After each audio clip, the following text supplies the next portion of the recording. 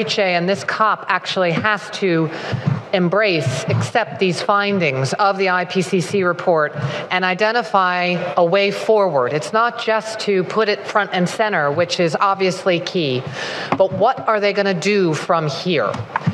Are they going to go and increase their ambition, which would be the smartest thing to do if you understand what is in the science right now? So they have to translate this science into climate action. We already knew in Paris that there was a gap between the NDCs and the long-term goals of the Paris Agreement.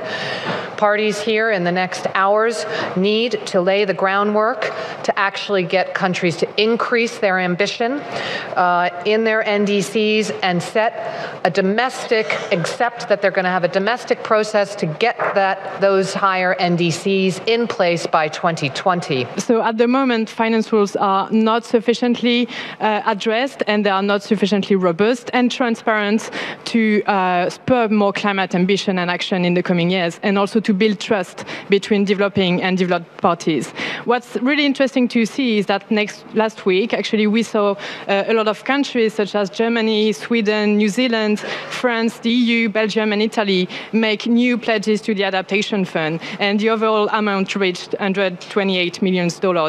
And we also saw Germany and Norway announcing a doubling of their contribution to the GCF. And obviously, those contributions are really welcome, but they are not sufficient, as we also need to have finance reflected in the rule book.